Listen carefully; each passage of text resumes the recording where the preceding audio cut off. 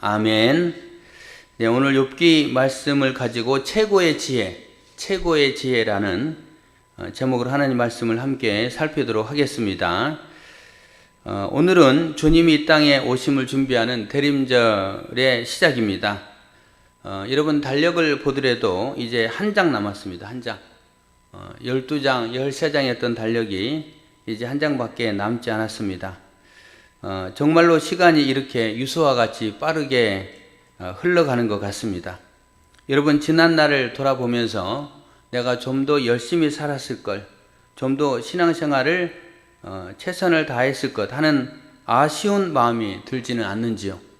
여러분 이제 달력이 한 장 남은 그 과정 속에 지금까지는 조금 부족했을지 모르지만 그래도 이제 한 달이 남지 않았습니까? 중간에 조금 서툴고 부족하고 연약함이 있을지라도 마지막 마무리를 잘 하면 그래도 어느 정도 우리가 이렇게 할 일을 했다 아니면은 또 위로도 받을 수 있을 겁니다. 그래서 이제 마지막 마무리가 중요합니다. 그 경기도 그렇지 않습니까? 운동 경기도 마지막 마무리를 제대로 못하면 그동안 열심히 했던 게 다 헛수고가 될 수도 있습니다. 허탈하게 될 수도 있습니다. 그러나 마무리를 잘 하면 그동안 잘못된 그런 모든 부분들이 다 상쇄되기도 하고 또 만족스러운 그 결과를 얻을 수 있다는 겁니다. 그래서 이제 대림절 기간 주님이 이 땅에 오심을 준비하고 또 다시 오심을 준비하고 그런 시간들을 가지면서 또 2023년 한 해를 마무리하면서 우리는 이제 마지막 한 달을 잘 보내야 되겠는데 유정의 미를 거두기 위해서 우리에게 필요한 게 뭘까요? 그 중에 하나는 우리에게 지혜가 필요하다. 지혜가 있어야만이 유정의 미를 잘 거두지 않겠는가 라는 생각을 해봅니다. 오늘 성경 속으로 들어가 보면은 이 지혜에 관한 부분들 이야기합니다. 여러분 욥기 말씀을 보면서 큐티도 하고 또 설교도 듣고 하는데 어떤 마음이 듭니까? 욥기 읽을만 하다. 뭐 그런 분들이 있습니까? 욥기 뭐 요거 읽을만 하네. 내용도 이해가 되네. 여러분 몇몇 분들이 끄덕끄덕 하는데요. 저는 어떨까요? 여전히 욥기가 어렵습니다. 왜 욥기가 이렇게 어려울까? 이런 생각이 들기도 하고 다만 제가 욥기를 이렇게 설교를 몇 번 해봤는데요. 제가 이제 바라보는 관점은 조금씩 달라집니다. 어떻게 달라지냐면은 제일 처음에 욥기를 대할 때 어렵다. 그 다음에 욥기의 친구들은 참 잘못됐고 그 다음에 욥은 의로운 사람이다. 친구들은 악한 사람이다. 그런 관점으로만 제일 처음에 봤습니다. 그러니까 그런 이제 또 생각을 가지고 욥기 성경을 읽었는데 이제 몇 번 설교하고 몇 번 보면서 조금씩 제 생각들이 달라집니다. 어떻게 달라지냐면은 욥은 의인, 욥의 친구들은 악한 사람 그런 관점으로 봤다면 이제는 조금 달라져서 욥의 친구들의 말조차도 사실 우리가 조금은 의미 있게 살필 필요성이 있다 라는 그 부분들을 생각하게 됩니다. 그 중에 하나가 욥기에 나와 있는 내 시작은 미약하였으나 내 나중은 창대하리라. 심히 창대하리라. 여러분 이런 글귀가요 때로는 뭐 그 가정이나 아니면은 뭐 액자 이런 걸로 제작이 되죠. 그러면은 욥기를 좀 안다는 사람들은 저거는 욥의 친구들이 한 말인데 왜 저거를 저렇게 하냐? 저거는 옳은 말이 아니다. 욥의 말이었다면 그걸 할 수 있고 욥의 친구들의 말은 하나님의 말이 아니다. 그런데 저거를 어떻게 사용하냐? 라는 그런 비판적인 관점으로 봤는데 제가 주중에 한번 설교하면서 이야기했지만 예수님이 그런 말씀하셨습니다. 어떤 말씀을 하시냐면은 바리새인과 서기관들의 말에 대해서는 너희가 지키되 말에 대해서는 지키되 그들의 행위는 본받지 말라 이렇게 말합니다. 바리새인들이 말하는 부분은요 맞는 말을 한다는 거예요. 그런데 그들은 말은 번지르르게 하게 잘할지 모르지만은 행동은 말대로 하지 않는다는 겁니다.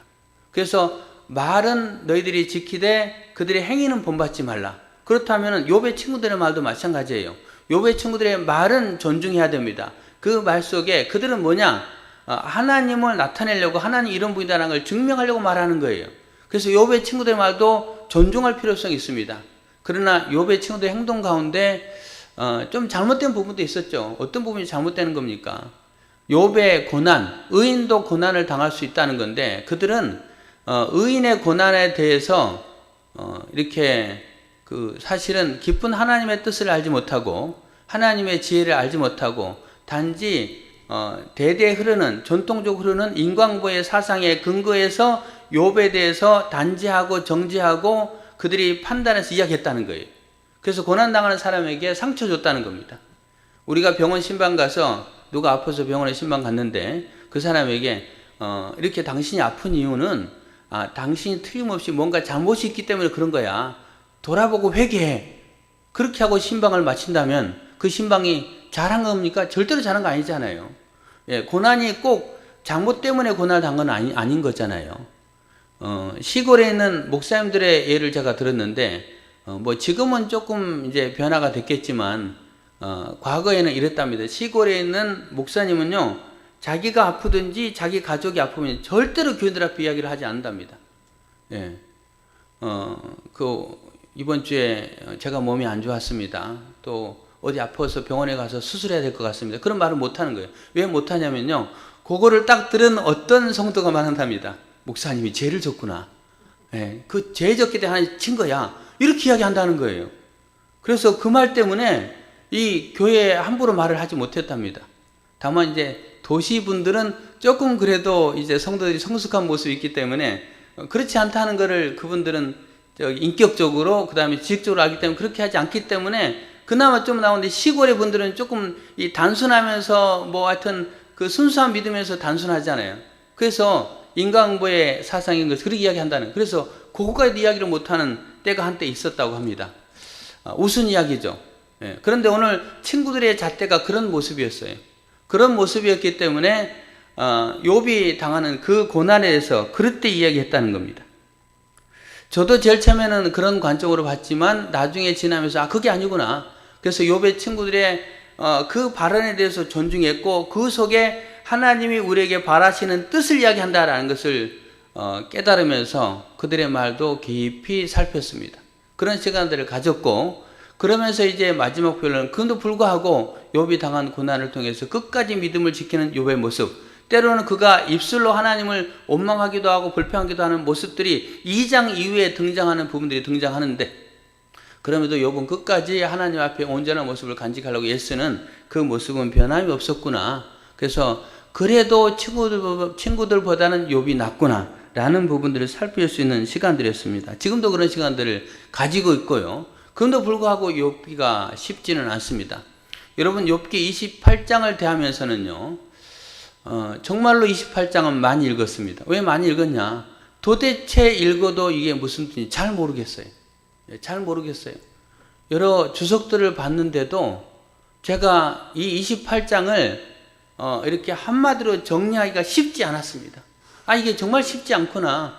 왜 이렇게 어려울까? 그러면서 하나님 앞에 지혜를 구하기도 하고 그리고 또 다른 번역 성경도 끊임없이 보고 그리고 이제 결론적으로 오늘 그 가운데 이제 조금 이해가 되고 조금 내용이 이제 그려지는 그 모습 가운데 여러분과 함께 나누고자 원하는 그런 상황입니다. 오늘 말씀을 통해서 목사님 말씀이 어렵다라는 건 느낄 수 있을 건데요. 그래도 분명한 교훈이 있구나, 깨달음이 있구나 라는 부분들로 여러분이 결론을 낼 수 있을 것이다 라고 저는 기대합니다. 욥기 28장은요, 주석에 보면은 이거는 욥의 말이 될 수도 있고 아니면은 그 전체를 평가하는 어떤 해설자의 글일 수도 있다라고 두 가지 해석을 해놨습니다.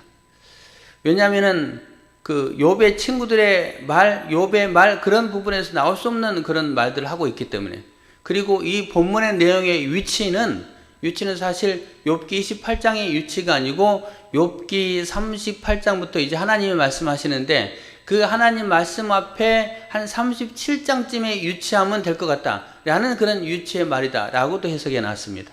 그렇다면은 이 말씀은요 친구들이 여러 가지 말을 한 다음에 최종적인 결론 가운데 하나의 내용이다 라고 우리가 짐작해 볼 수 있는 내용입니다. 그게 욥기 28장입니다. 그래서 오늘 여러분 설교를 들으시고 집에 가서 욥기 28장이 그런 내용이었구나 라는 부분들을 한 번 더 상기하면 또 하나님이 더 큰 은혜를 허락해 줄 줄로 믿습니다. 욥기 28장 앞부분에 보면요 사람의 능력에 대해서 이야기를 합니다. 1절, 2절만 본다면요. 은이 나는 곳이 있고 금을 재련하는 곳이 있으며 철은 흙에서 캐내고 동은 돌에서 녹여 얻느니라. 사람은 어둠을 뚫고 모든 것을 끝까지 탐지하여 어둠과 죽음의 그늘에 있는 광석도 탐지하되 그 다음에 4절 갱도라는 말도 등장하고, 그래서 사람의 능력을 이야기하는데요. 사람은 다른 그런 피조물들과는 달리 그런 능력이 있다는 겁니다. 다른 피조물들 7절 보면은 그 길은 솔개도 알지 못하고 매의 눈도 보지 못하며 용맹스러운 짐승도 밟지 못하였고 사나운 사자도 그리로 지나가지 못하였느니라. 솔개도 매도 용맹한 짐승도 사자도 결국은 그 땅속에 뭐가 들어있는지 알지 못한다는 겁니다. 여러분, 여기서 말하는 솔개나 매를 이야기한 건요, 눈 중에서 가장 그 좋은 눈을 가진 짐승, 또 그런 새들을 이야기합니다. 여러분, 그런 새들을 비유하고 있고, 그 다음에 사자 같은 경우는 모든 동물의 왕, 백수의 왕이다라고 할 수 있죠. 그래서 동물의 최고의 왕이 되고 또 최고의 밝은 눈을 가진 매일지라도 땅속을 알지 못한다. 그런데 사람은 능력이 있어서 갱도를 뚫고 그 다음에 깊은 곳을 파고해서 거기에서 금, 은, 동, 철, 그 다음에 오늘 본문에 추가로 등장하는 게 다른 부분도 이야기하죠. 어떤 부분입니까?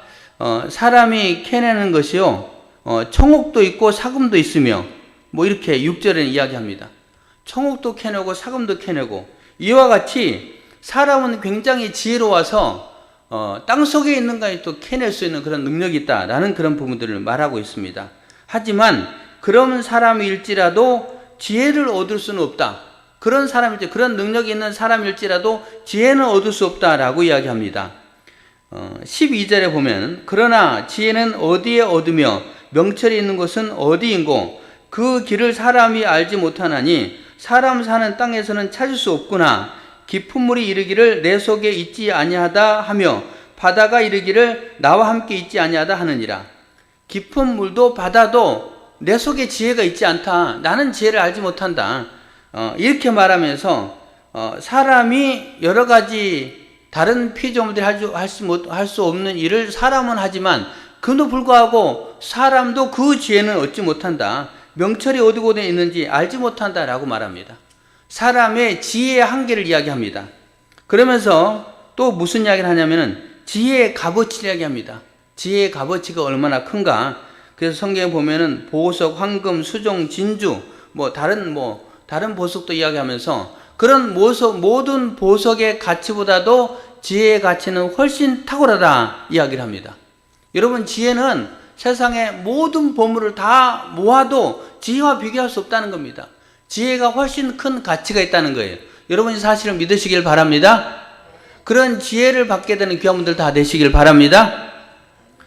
그렇게 지혜의 가치에 대해서도 이야기를 하면서 20절에 보면요, 그런즉 지혜는 어디서 오며 명철이 머무는 것은 어디인고 모든 생물의 눈에 숨겨졌고 공중의 세계도 가려졌으며 멸망과 사망도 이르기를 우리가 귀로 그 소문을 들었다 하느니라. 하나님이 그 길을 아시며 있는 것을 아시나니. 이렇게 말하면서 생물의 눈, 그 다음에 공중의 세계도 숨겨졌고 가려졌다. 생물의 눈으로도 그 지혜를 알 수 없다. 그 다음에 공중의 그 세계도 가려졌다라고 말합니다. 공중의 새가 지혜를 얻을 수 있다? 아니라는 겁니다. 그러면서 멸망과 사망조차도 지혜를 귀로만 들었을 뿐 그걸 알지 못한다. 멸망과 사망도, 죽음도 언제 죽을지, 언제 멸망할지 그거를 멸망이나 사망이 아느냐, 우리가 아느냐 절대로 알지 못한다는 겁니다. 여러분, 이게 지혜의 모습이라는 거예요. 최근에 뉴스에 종종 등장하는 부분 가운데 그 북한에 정찰위성 발사했다라고 해서 우리나라가 그거에서 이렇게 이제 대책을 강구하는 그런 모습들을 봤습니다. 북한의 정찰위성을 쐈고 성공했고 한반도도 촬영했고 또 미국의 펜타곤이나 백악관도 촬영했다라고 이렇게 보도를 합니다. 그래서 결국은 그게 이제 전쟁을 일으키는 도구로 사용될 것이다라고 우리에게 두려움을 주고 있는데, 그런 발표가 있은 다음에 어제 발표를 보니까 우리 대한민국도 군사 정찰 위성을 발사했다. 미국의 펜실베니아 주에서 우리나라 국방부와 그 다음에 미국의 민간 우주 기업인 스페이스X 그런 우주 기업이 이렇게 같이 협력해서 군사 정찰 위성을 발사했다라는 보도가 나왔습니다. 그러면서 북한의 정찰 위성과 그 한국이 쏘아 올린 정찰 위성의 차이는 뭐냐? 북한의 정찰 위성은 이 지상에 그 유성에서요 지상까지 3m 크기의 물체를 식별할 수 있답니다. 그걸 촬영할 수 있답니다. 3m 크기. 예, 저 위에 하늘에서. 근데 대한민국의 정찰 위성은 어떤 성능일까요? 대한민국의 정찰 위성은 0.3m 크기까지 촬영할 수 있답니다. 예, 그거는 30cm를 말하는 거예요. 30cm. 30cm 크기의 물체를 촬영할 수 있다는 거예요. 그래서 북한의 정찰 위성보다도 우리나라 정찰 위성이 훨씬 더 고성능이다. 뭐 이렇게 말하더라고요. 예, 저는 이제 뉴스를 보면서 그런 생각은 들었습니다. 아니, 북한에서 쏘는 거는 굉장히 비판하면서 우리나라도 미리 준비했네. 쌀 준비했네. 그러면서 우리나라가 쏜 거는 별로 말하지 않고 이거는 조금 그 공정성이 다른 거 아니야? 상대방이 하면 불륜이고 내가 하면 로맨스고 그런 관점인 것 같은데 약간 그런 의문은 들었어요. 그런 의문 들었지만 하여간 그런 고성능의 인공위성을 쏴가지고 우리를 정찰하고 여러분 행동 다 찍히는 거예요. 예. 그렇지만은 오늘 본문에 나와 있는 사람의 지혜의 모습인데요. 그 지혜의 모습을 가지고 매의 눈을 가지고 공중의 새의 눈을 가지고 할지라도 하나님의 그 지혜는 우리가 알 수 없다는 겁니다. 제가 또 이런 것도 한번 비교했어요. 이번에 그 이스라엘과 하마스가 전쟁 중에 있잖아요. 그런데 하마스가 땅굴을 팠다고 하잖아요. 그래서 땅굴의 그 길이가 500km? 예, 그 정도 된다고 하는데 그 땅굴 기술은 북한에서 전수받았다. 이렇게 이야기 하잖아요. 북한에서 그 기술을. 그런데 북한에 어떤 한 유튜브가 나와서 이런 얘기 하더라고요. 그럼 북한에서 전수받은 기술이 아니라고. 북한이 땅굴을 파기 시작한 게 1960년, 70년, 80년대인데 그 기술을 가지고 지금까지 파고 있다고. 근데 하마스는 2006년도에 땅굴을 파기 시작했다는 거예요. 근데 하마스가 무슨 북한의 기술을 가지고 했다? 북한은요, 북한 평양에 있는 대동강이 있는데 그 대동강 아래로 지하철을 파기 위한 갱도도 할 수가 없답니다. 한 번은 그 지하 땅굴을 파기 위해서 사람들이 옛날 재래식 기술로 땅굴을 파기 시작하는 거예요. 근데 땅굴을 파다 보니까 폭포다 가니까 거기서 이제 가스가 나오는 거예요. 그런데 위에서 지시가 내려졌어요. 무슨 지시냐? 언제까지 그 땅굴 파는 걸 완료해라. 그래서 그 완료를 위해서요, 뒤에서 사람들을 막 밀어 넣는 거예요, 계속. 그래서 수많은 사람이 질식사했다고 합니다. 우리나라에 그런 일 있습니까? 예, 지하 터널 파면서 막 사람들을 몰아넣어가지고 질식사해요? 없다는 거예요. 근데 아직도 북한은 그렇게 사람들이 들어가서 땅굴을 파고 지하 터널을 파기 때문에 그런 사고가 난다는 거예요. 그래서 북한이 하마스에게 땅굴 파는 기술을 전수한 건 절대 아니다 라고 그 사람이 이야기 하더라고요. 그걸 들으면서 일리가 있구나 라는 생각을 가졌습니다. 여러분, 결론은 뭐냐? 그런 모든 방법을 통해서 사람들이 지혜를 동원하고 온갖 많은 것들을 이제 개발하고 발전을 시킵니다. 그렇지만은 여러분, 그렇게 여러 가지 발전을 시키지만 이런 모든 것이 하나님을 뛰어넘을 수 있냐? 절대로 뛰어넘을 수 없다는 겁니다. 오늘 그래서 본문도 이렇게 이야기합니다. 24절에 보면은 이는 그가 땅 끝까지 감찰하시며 온 천하를 살피시며 바람의 무게를 정하시며 물의 분량을 정하시며 비 내리는 법칙을 정하시고 비구름의 길과 우레의 법칙을 만드셨습니다. 그때 그가 보시고 선포하시며 굳게 세우시며 탐구하셨고. 여러분, 이게 하나님의 모습입니다.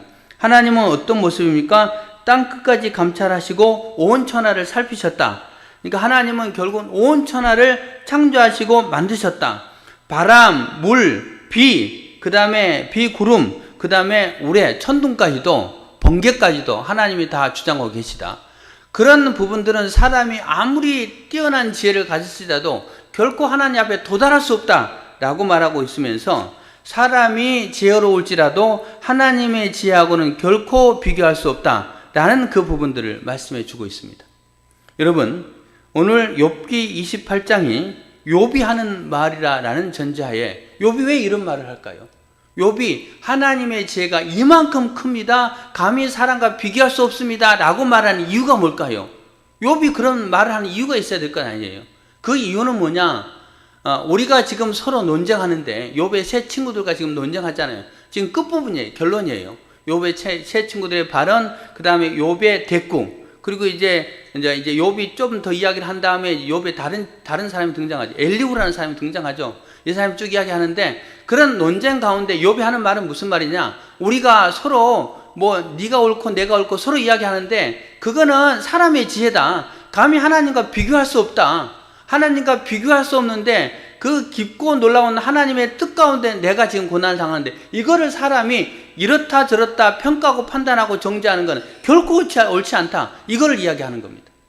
여러분, 이 욥기 말씀을 통해서 우리가 그런 생각 많이 해봅니다. 우리는 많이 판단하잖아요. 상대방을 많이 판단합니다. 저 사람이 이렇고 저렇고 이렇게 해서 이런 일이 있었고 저런 일이 있었고 당신 그렇게 하면 안 돼, 그렇게 하지 마 라고 판단하고 늘 이렇게 상대방에 대해서 평가하고 정죄하고 그렇게 하는데 이거 굉장히 조심해야 될 일이구나. 우리가 지선영 집사님 오늘 늦었는데 이래 늦었구나. 좀 빨리 오지. 오늘 늦게 왔단 말이 아니에요. 이렇게 판단한다는 거, 그거 판단하지 말라는 거예요. 왜냐? 다 이유가 있는 거예요. 아파서 그럴 수도 있고, 갑자기 집에, 이렇게 나오려고 했는데 물이 엎어져가지고, 그러면 지금 치워야 되잖아요. 예, 저도 가끔씩 물이 엎어질 때 있어요. 그러면 막 그냥 화가 나죠. 그리고 지금 급한데, 이거 안 치고 나면 난리가 나거든요. 그럼 그거 하다가 지하철을 놓치기도 하고, 그거 하다가 뭘 놓치기도 하고, 여러분 다 사정이 있는 거예요. 근데 그 사정을 전혀 헤아리지 않고, 우리가 상대방을 판단한 거, 그건 그릇된 모습이라는 거예요. 욥이 그만하고 싶은 거예요. 너희들이 지금 나에 대해서 판단하고 뭐 이러쿵 저러쿵 하는데 그거 사람이다. 하나님이 나에게 고난을 주셨는데 이 고난을 왜 주니 너가 어떻게 알겠느냐? 그 말을 하고 있는 겁니다. 그러면서 이제 지혜를 말하고 있는 거예요. 그렇게 이제 쭉 이야기하는 욥의 결론입니다. 욥의 결론. 28절. 우리 한 목소리로 같이 읽겠습니다. 28절 시작.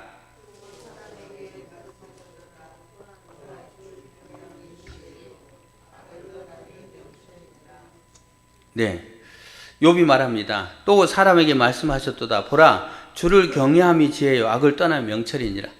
이게 28장의 결론, 또 친구들과의 대화의 결론, 그리고 욥기 사실 마지막의 결론, 이런 부분이 되겠습니다. 주를 경외함이 지혜요 악을 떠남이 명철이니라. 왜 그렇습니까? 왜 주를 경외해야 됩니까? 우리는 하나님이 어떻게 우리의 삶을 이끌어가는지 잘 모르기 때문에. 경외한다는 말은요, 다른 말로 하면은 하나님을 두려워하는 마음으로 섬긴다는 겁니다.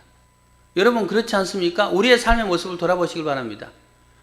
나의 삶 가운데 올 한 해를 쭉 지냈는데 내년에 어떤 일이 날지 어떻게 합니까? 우리가 언제 하나님 앞에 구원을 받을지 우리가 어떻게 합니까? 멸망도 사망도 귀로는 들었지만 알지 못한다라고 말합니다.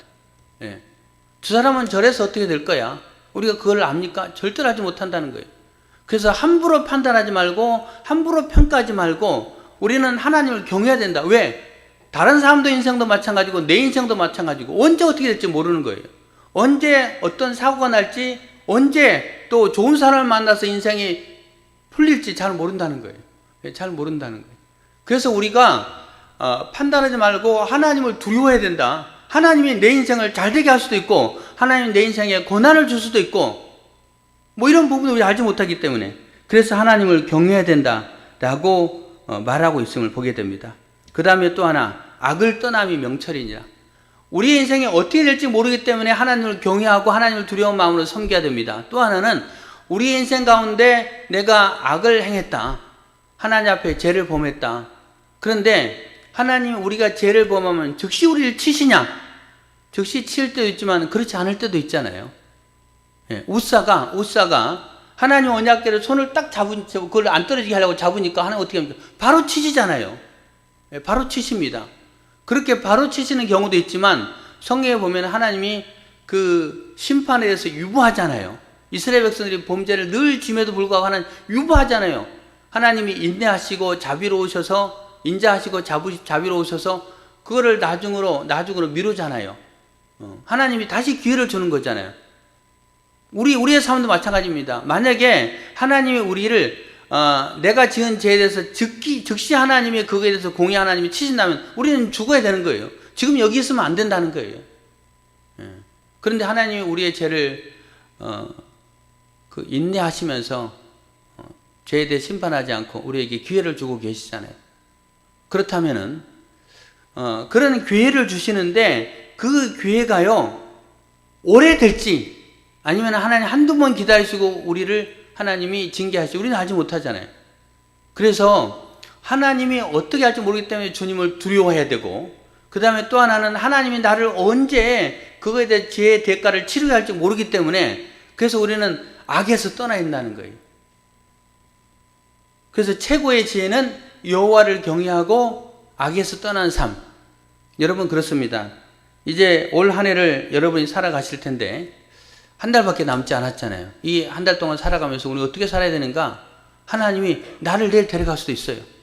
나의 악한 모습을 통해서. 그래서 악에서는 즉시 떠나야 되는 거고요.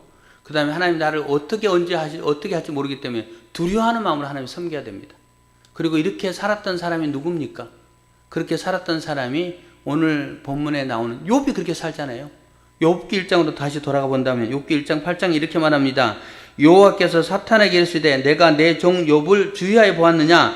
그와 같이 온전하고 정직하여 하나님을 경외하고 악에서 떠난 자를 세상에 없느니라. 욥은 어떤 사람이냐? 하나님을 경외했고 악에서 떠난 사람. 여러분 한번 따라해 주시면 합니다. 하나님을 경외하고 악에서 떠난 사람이 됩시다. 여러분 그것이 우리가 마땅히 살아가야 될 모습이라는 거예요. 마땅히 살아가야 될 모습이라는 거예요. 이게 지혜라는 거예요. 지혜. 하나님을 경외하는 지혜. 내가 이렇게 하면 이렇게 될 거다. 나는 이렇게 살아갈 거다. 뭐 내 계획은 이렇다. 나는 확신한다. 뭐 이렇게 자기를 믿고 자기 소신에 따라 행동할 것이 아니고 두렵고 떨리는 마음으로 하나님 저는 저의 삶에 최선을 다하겠습니다. 결과는 하나님께 맡깁니다. 그렇잖아요. 결과 결정권은 하나님께 있는 거잖아요. 나는 최선을 다하는 거예요. 그게 하나님을 경외하는 삶이고 악에서 떠나는 삶. 악에서 떠나는 삶. 이 선과 악의 기준은 뭡니까? 내가 다른 사람을 죽이는 살인, 그거는 악. 그 다음에 내가 다른 사람에게 사랑을 베푸는 게 선. 그런 관점도 있지만 하나님 보시기에 선과 악입니다.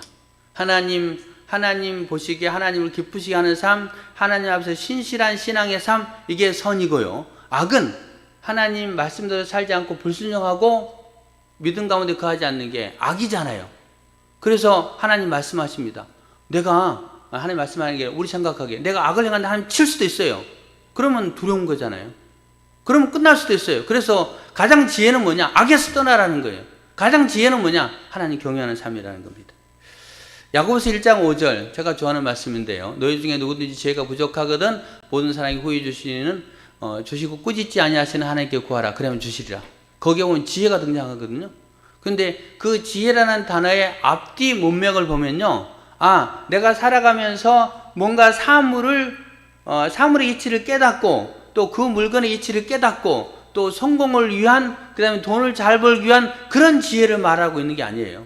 그 앞부분에 믿음의 인내를 말하고 있고 그 다음에 그 뒤에도 또 신앙의 모습들 이야기합니다. 그래서 거기에 말하는 너희 중에 누구든지 지혜가 부족하거든 모든 사람에게 호의 주시고 꾸짖지 아니하시는 하나님께 구하라 그리하면 주시리라 라고 거기 등장하는 지혜는 뭐냐? 신앙생활 잘하는 지혜라는 거예요. 하나님을 경외하는 지혜, 그 지혜를 구하면 하나님 주신다고 하셨습니다. 여러분이 사실을 믿으시길 바랍니다.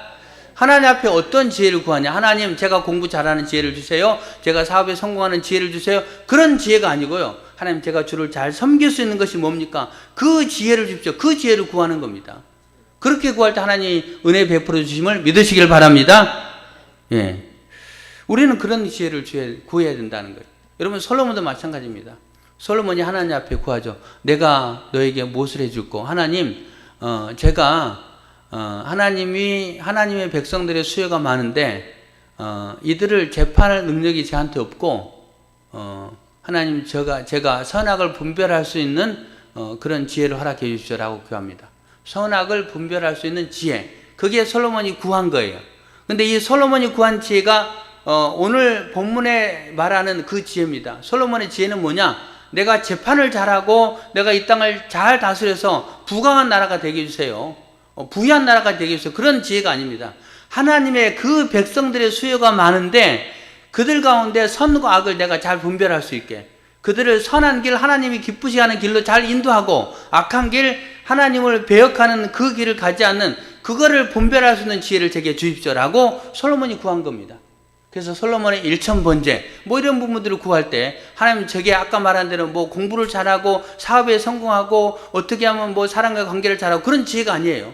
하나님을 잘 섬길 수 있는 지혜, 여호와를 잘 경외하는 것, 그게 지혜라는 겁니다. 그 지혜를 솔로몬도 구했다는 거예요. 그리고 그 지혜를 구할 때 하나님이 우리에게 허락하신다는 사실을 믿으시길 바랍니다. 그 다음에 이제 마지막 하나를 더 말씀드립니다. 여러분, 우리가 지혜를 구할 때 하나님은 우리에게 하늘의 비밀, 하늘의 지혜를 허락해 주십니다. 하늘의 비밀, 최고의 비밀이 뭘까요? 고린도서 2장 7절 8절에 보면 이런 말이 있습니다. 오직 은밀한 가운데 있는 하나님의 지혜를 말하는 것으로서 곧 감추어졌던 것인데 하나님이 우리의 영광을 위하여 만세 전에 미리 정하신 것이라. 이 지혜는 이 세대의 통치자들이 한 사람도 알지 못하였나니 만일 알았더라면 영광의 주를 십자가에 못 박지 아니하였으리라. 그들에게 지혜가 있었으면 예수님을 십자가에 못 박지 않았을 것이다 라는 그런 말을 합니다. 에베소서 1장 7절과 9절에 보면 우리는 그리스도 안에서 그의 은혜의 풍성함을 따라 그의 피로 말미암아 속량 곧 제사함을 받았느니라. 이는 그가 모든 지혜와 총명을 우리에게 넘치게 하사 그 뜻의 비밀을 우리에게 알리신 것이요 그의 가장 기뻐하심을 따라 그리스도 안에서 때가 찬 경륜을 위하여 예정하신 것이라. 이렇게 뭐 어려운 단어가 쭉 등장합니다. 결론은 뭐냐면요, 지혜는요, 하나님이 우리에게 주신 최고의 지혜는 사도 바울이 고백하는 겁니다. 어떤 고백이냐? 하나님의 비밀한 뜻을 알겠다는 겁니다. 하나님의 비밀한 그 지혜를 알겠다는 거예요. 하나님의 지혜는 뭐냐? 여기서 말하는 하나님의 지혜는요, 우리를 구원하기 위해서 예수 그리스도를 보내주셨다는 겁니다. 할렐루야! 하나님의 최고의 지혜는 하나님이 우리를 구원하기 위해서 독생자 예수 그리스도를 우리를 위해서 대속의 제물로 내주셨다는 겁니다. 사도 바울은 이 지혜를 깨달았다는 거예요. 아, 그게 최고의 지혜구나. 주님이 우리를 위해서 예수님을 보내주신 거, 이게 최고의 지혜고 그 지혜를 우리에게 깨닫게 하셨다는 거예요. 아까 야고보서 1장 5절 말씀에 너희가 지혜가 부족하거든 우리에게 후히 주는 주님께 구하라, 그 지혜를 주시리라. 거기서 말하는 지혜, 솔로몬의 지혜, 그 지혜는 하나님의 비밀을 깨닫게 되는 거예요. 주님이 우리를 위해서 이 땅에 오셨구나. 여러분, 그 지혜를 깨달았습니까? 네. 아멘 하신 분들은 지혜로운 분들인 줄 믿습니다. 네. 우리 깨달은 거예요. 왜? 하나님이 성령의 감동으로 알게 하셨다는 겁니다. 여러분, 이게 인광부의 사상입니까? 결코 아니잖아요. 내가 열심히 살았기 때문에 구원받는 거 아니잖아요. 주님의 은혜잖아요. 주님의 은혜로 구원받았잖아요. 사도 바울이 이 놀라운 진리를 깨닫고 고백하는 겁니다. 놀라운 최고의 지혜는 주님이 우리를 위해 오셨구나. 그 십자가의 죽으심으로 내가 구원받았구나. 이 지혜를 우리에게 깨닫게 해주신 하나님께 감사한다. 이게 사도 바울의 고백입니다. 여러분, 그렇습니다. 결론입니다. 두 가지를 생각하셨으면 좋겠습니다. 하나님의 지혜가 최고의 지혜이기 때문에 우리가 함부로 다른 사람을 평가해서도 안 되고, 그 다음에 우리의 인생이 어떻게 될지 모르기 때문에 우리는 오만방자하게 행해서는 안 되고, 교만하게 행해서도 안 되고, 그릇되게 행해서도 안 되고, 악을 행해서도 안 되고, 악해서 떠나 하나님을 경외하는 삶을 살아가야 됩니다. 그런 지혜로운 마지막 한 달을 보내시는 여러분 되시길 바랍니다. 그 다음에 또 하나의 최고의 지혜는 예수 그리스도가 우리 위해서 이 땅에 오셨고 주님이 예수님을 우리에게 선물로 보내주셨다는 것.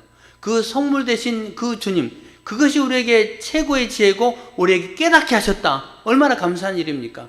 깨닫게 해준 그 감사의 은혜를 붙잡고 십자가의 은혜가 헛되지 않도록 믿음의 길을 걸어가는, 하나님을 기쁘시게 하는 삶을 살아가는 우리 귀한 성도님들 다 되시기를 예수님의 이름으로 축원합니다.